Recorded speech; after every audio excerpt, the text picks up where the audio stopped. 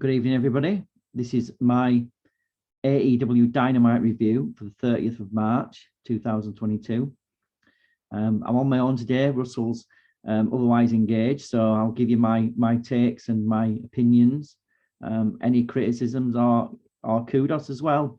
So let's jump straight into it. We've got the first match on the card was Max Caster against CM Punk. So I'm a big fan of both these guys, actually. In fact, two of them are probably my favourite guys in AEW right now, actually. I really love Max Caster. His raps are amazing, always the highlight of the show.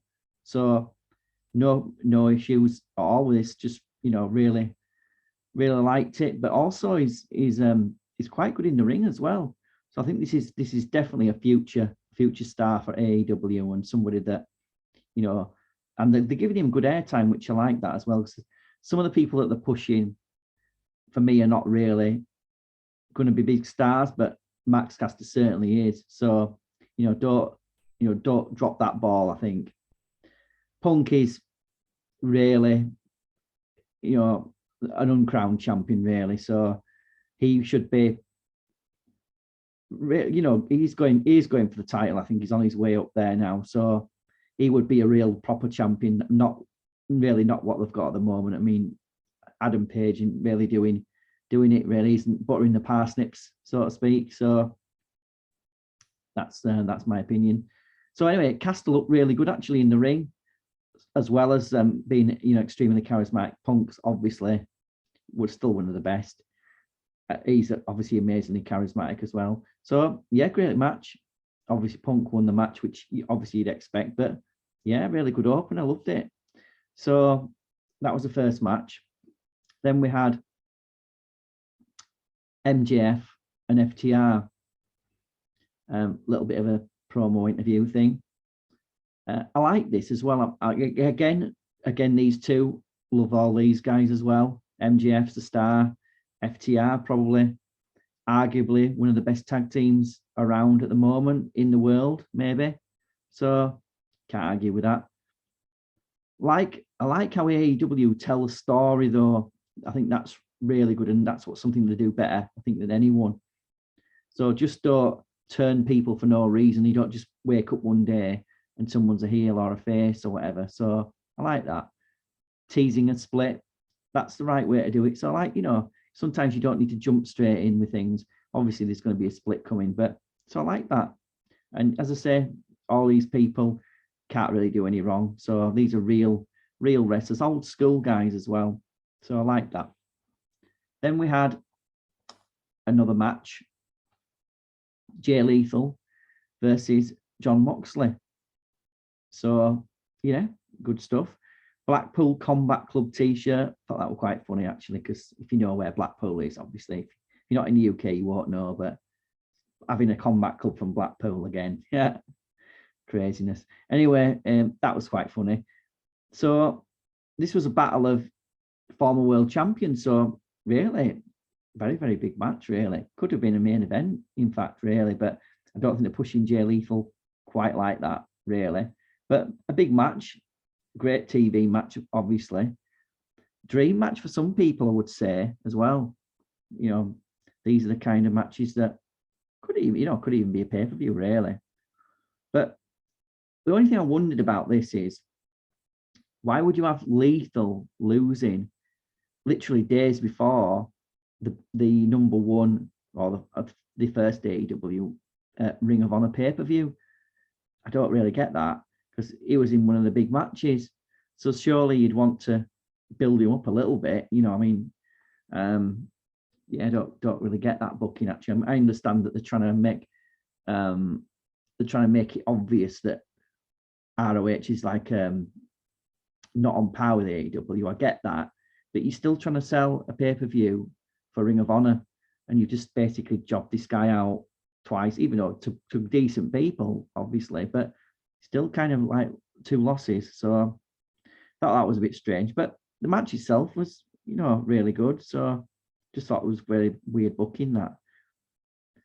Liked how Leaflet thought there was a slow count. So yeah, very good.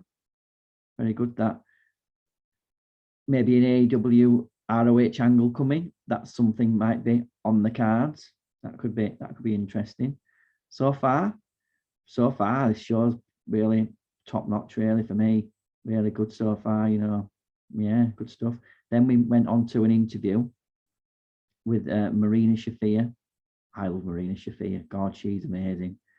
We need to see more of this woman, I mean, I do like the MMA style anyway, but this woman looks amazing, looks really mean, and she looks dangerous. So I don't know why we haven't seen more of her, really. And we've seen a lot of other type of jobbers around, but this is a person I would like to build up a bit. And obviously she's going to have maybe a program or a match with Jade, maybe. I would be pushing this woman a lot, really, I think. But that's just me. I think she's got a lot of talent. So yeah, I like that again. Really like Marina Shafir, and surprised to see her on Dynamite, but really nice to see her as well. Nice to see you nice, so to speak.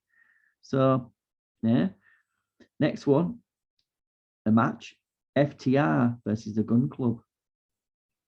Not a big fan of the Gun Club, if I'm honest. Not a big fan of Billy Gunn, really. Find him a bit, what's the word? Sleazy. Maybe that's the right word. I don't know. Just not a big fan. But, all right as a mid-card team, I suppose. FTR, obviously, legendary, becoming legendary team, really. Awesome team. The Wardlow attempted running was nice, like that, when he was held back. That's building to a really big match with MJF. So, possibly Sean Spears before that, but I like that. I'm liking all this, really, this stuff, and I think I like it how they don't just, I like it how they do draw things out a little bit. So there's anticipation there, teasing things. That's how you're meant to book things, really, not just sort of, like you're on speed all the time. So I like that a lot. FTR are very good, obviously. Probably the best pure tag team. Probably the best old school tag team, certainly. Face turn coming for them. Coming soon, if it's not there already, really. I think it will work, actually. I think they're a kind of team that I don't really think they are really a heel or face team. I think they're just who they are. I don't think they'll change the style. I think they'll still be, serious wrestlers. And, I like that. So, and they do need more face tag teams, as I mentioned previously. So that's a good thing.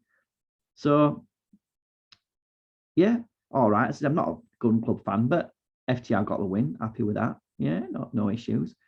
So we're moving on to Hobbs and Keith Lee promo. Both these guys, again, really good. I mean, this so far has been so spot on, this show, really. So I'm up for this. Powerhouse, going to be a star, I think. I saw an image on Twitter last few days of the before and after Hobbs, and really, he's transformed his body. He's just, it looks amazing. This just goes to show you can build yourself up and look like a star if you put a bit of effort in. So, Adam Cole and friends, you can do it if you try, if you put a bit of effort in. So yeah, it looks really good, does Hobbs. I mean, looks like probably a good future star for AEW. So this Keith Lee thing with Hobbs and Starks, probably, yeah. As I say, I like that as a mid-card feud as well. I think it's really interesting. And potentially Hobbs versus Keith Lee at pay-per-view could be a nice match as well to see. Interesting. So yeah, again, another interesting segment. Got me interested in a potential feud, which is kind of the idea. So yeah, like that one. Then we moved on to another interview. The Jericho Appreciation Society. Again, I prefer this stable to the Inner Circle, really. I feel like it's a bit more interesting. It seems to be going somewhere. Not sure where yet, but yeah, I don't mind it. They're trying to build up some new stars, I suppose. So don't have a problem with that. I couldn't really focus though on what Jericho was saying because the magic guy that who looks like he's on drugs just kind of makes me off all the time, and I can't focus on what anyone's saying. But that's really good. So yeah, dead charismatic. That little squarehead guy, I love him. Yes, not sure about the other guy. He's quite forgettable, but yeah, he's really good. And Garcia, talented, but again, he needs to get to gym with Powerhouse Hobbs. Really, can you take Garcia and Adam Cole at gym with you? You know, that'd be a good idea. So yeah, I'm up for this feud anyway. The Jericho stuff, I like it. Again, yeah, I'm interested in it again with Santana, Ortiz, and Kingston. Yeah, I'm interested in that. I think it'll be very good. So yeah, nailed it so far.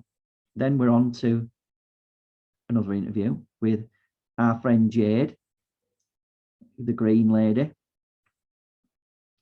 Liked how Mark Sterling was trying to get her easy fights. That makes sense actually, that because a lot of the fights have seemed to be quite jobbers really. So, but I like that because they're putting the storyline. So that's what you should be doing really. Makes sense now. When I was saying, yeah, she's fighting nobodies. Well, yeah, it makes sense because putting in the storyline. So it's kind of what you're meant to do. So yeah, hats off, well done. Yeah, well done with that one. So yeah, as I say, I like Jade. Very, very charismatic, a future star, really. Still got a bit of work to do in the ring, but, can't have everything, I suppose. So then moving on to another match, we had Bryan Danielson against Wheeler Yuta. I've not really been a big fan of Yuta, if I'm honest, and I don't really understand why he's getting a big push, but, maybe I'm wrong, but I doubt if I am actually, because I think I'm right. But yeah, it was a good match, I mean, Yuta's okay in the ring. I don't think he's amazing. I don't think he's a star, but he's all right in the ring. So it was an okay match. But to me, Wheeler Yuta doesn't look special. He's a decent talent, obviously, but he just don't look special to me. I think he needs something to make him special. I don't think just with him being with this Blackpool Combat Club is going to really transform him into a star, really. I think they're barking up the wrong tree, if I'm honest. But we'll see what happens. Anyway, good match. Nice TV match. Danielson got a win, of course.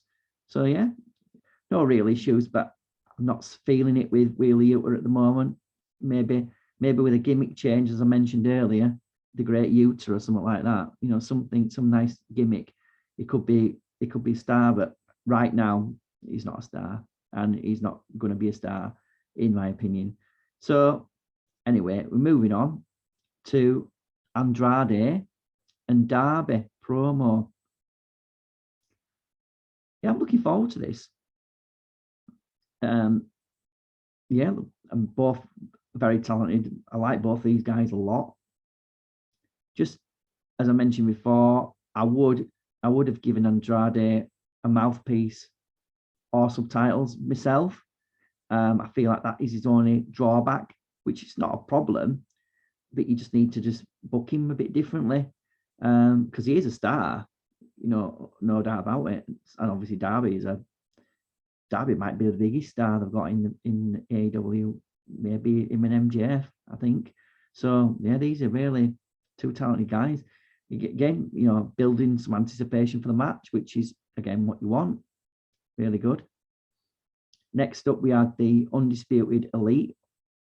I like the name. I like the new name. Makes sense again. In more ways than one. So that was really good. I like the interview. Then we had Adam Page driving in a Tesla.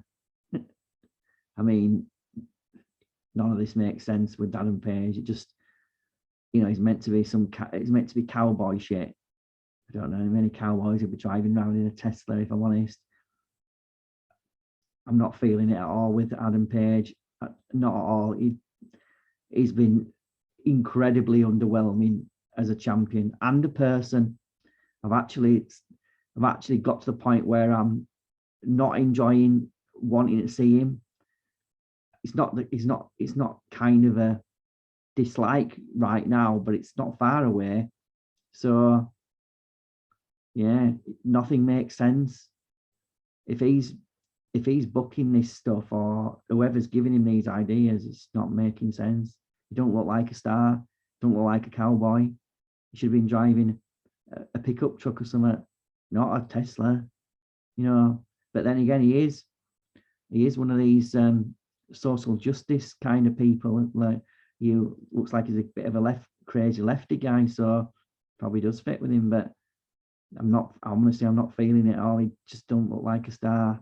When you think about the champions in wrestling now, he's not a guy that springs to mind at all. You probably even think about guys from Impact or MLW above him, really, and NWA certainly. So he's well down the list, I think. So get this title off him ASAP. Get some proper champion there. It's not representing your promotion well, but there we go. Anyway, moving on a bit, getting a bit bogged down with that. Thunder Rosa interview. So it's kind of goes down a little bit now, because her first defense is going to be against the most talentless, gormless, clunky, least charismatic person in AEW ever, Nyla Rose. So that's something that I'm not looking forward to at all. In fact, it's not even going to be watchable, don't think. So I probably won't be watching it. But so yeah, but up to this point, show's been really good. That was just obviously a bit of a letdown, but that's something that I'm not looking forward to. I'll earmark that not to watch that match anyway. So anyway, moving on. FTR interview. The Bucks challenge. Yeah, like it again. Yeah, love the top guys. Very good. You know, nothing wrong with them at all. Just very much a throwback team. Midnight Express, Horseman type feel about them. Like it. Yeah, very good. Very good indeed. So then we moved on to another match. The Bunny versus Tony Storm debut. Owen Hart Cup first match. Tony Storm looks amazing, absolutely awesome. And I've not seen Tony Storm really much because I don't watch obviously WWE. I'm not that desperate. So, but yeah, God, wow, just that's all I can say. Wow, could be a top 5 woman for me in AEW at the moment. Really, just after this match. Storm's hero finisher is great. I love that as well.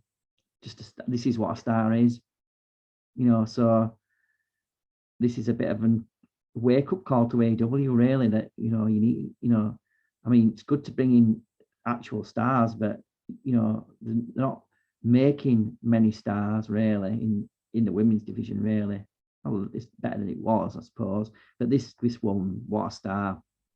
Get this woman up the rankings. But actually, think about it. To be fair to them, Tony Storm, awesome. Serena Deeb, awesome. Obviously, Ty Conti is obviously awesome, obviously, and Paige Van Zandt, incredibly awesome. I mean, look at that. That's the divisions really, moving up a notch in it. It's just still there's a bit of the dregs around from the beginning. Obviously, Nyla Rose is a big dreg, but some of the new talent is just wow, awesome. So yeah, really, yeah, love the match. I like the Bunny as well, actually, and it's a shame she's not been used or been pushed a bit, but she's had a lot of airtime, a lot of TV time. So, but I do like the Bunny anyway. So yeah, great match. And I'd be pushing this woman, giving her a big push already, Tony Storm, because she's a face as well. and they do need some good face females as well. So that's really good. And then after that, we went into a Nyla Rose interview, which obviously was completely boring. Obviously, like it always is, completely boring. So the only two segments so far that have been not good have been involved Nyla Rose. So there we are. So yeah, the Nyla Rose interview just reminded me not to watch that match, or if it's a main event, not that main event, or possibly even that card. Really, if I feel that way inclined. So, but anyway, main event time. Andrade versus Darby Allin. Again, two of AEW's biggest stars for me. Very, very charismatic. A very good match, which is kind of what you'd expect from these two, really. Really good match, actually. Andrade is very, for his size, very, very athletic for his size. I mean, he was outweighed Darby by quite a bit of weight, actually, but very, very athletic for his size. Amazingly talented. And Darby, really, it's not really being pushed at the moment, but what a star this guy is. And yeah, I mean, Darby's obviously going to be a world champion at some stage. I can't see any other scenario around that. But Andrade as well, I won't be opposed to him holding the TNT title or something, really, or even maybe at some stage having a run himself, because yeah, very good talent there. I love the El Idolo Hammerlock DDT. That move. It's really nice how we did that. Don't remember seeing that before, but that was really good. Like that a lot. And I didn't really want anyone to lose this match, because obviously I like both these guys and I want both of them to get a bit of push. But if I was to choose, I probably would have given the win to Andrade, because I don't think Darby needs the win, actually. And Andrade, it's really good for him. And I think it's time for Andrade now to have some, I mean, Andrade versus Adam Page would be much more interesting, really. I mean, that's just, but so let's see where Andrade goes now, really. I don't know where Darby goes. He seems to be sort of, a bit mid-card at the moment, but I mean, they probably could do with another title, really, if I'm honest. Anyway. But yeah, great match. The Hardy Swanton bomb at the end of the match when the running was brutal, actually. God, it looks really dangerous, that. If it's meant to do, but yeah, it looks really good. So this card was just from top to bottom, pretty much, was very, very good. It might be one of the best in a long time, actually, this card. The matches were great. The people on the card were great as well. They didn't really have any. I'm not a Wheeler Yuta guy, but it was a good match. Not a bad match. But and the people, even the interviews that they did with people, like for example, Marina Shafir, were nice to see her. Again, Jade's always nice to see Jade, obviously. And Tony Storm debut was amazing. So if it weren't for the two Nyla Rose segments, talking about Nyla Rose and the Nyla Rose segment, it might have been pretty much not far off a perfect card, really. So, and I think last couple of weeks, and it's probably, I would say it's probably better than the last couple of weeks for me, this card. Really, really good. Top to bottom. Good, pretty good booking overall, really. Can't really argue with that, actually, this time. Love the debut, obviously, of Tony Storm. That was incredible. Yeah, it was just really, really good. Everything makes sense in AEW, rather than, in the other place where nothing obviously makes sense. Not that I watch it anyway, but I see, bits on YouTube. So, yeah, really good. Yeah, hats off, kudos. Good stuff. Great TV show, really. So that's good. So probably keep this momentum going. I think it's it looks good. So yeah, really happy. No real issues there. So that was the review for the 30th of March 2022. So yeah, overall, very good. I don't know, maybe 4-star actually, even, you know. I mean, neither of us didn't wrestle, so you can't knock it down too far, you know. So yeah, 4-star really. I think this show very, very good. So if you've not watched it, you know, have a look. It's really good. So yeah, so that's it for today. Be back probably quite soon actually with this week's review of AEW Dynamite. So yeah, so it's goodbye from me, and yeah, AEW all the way.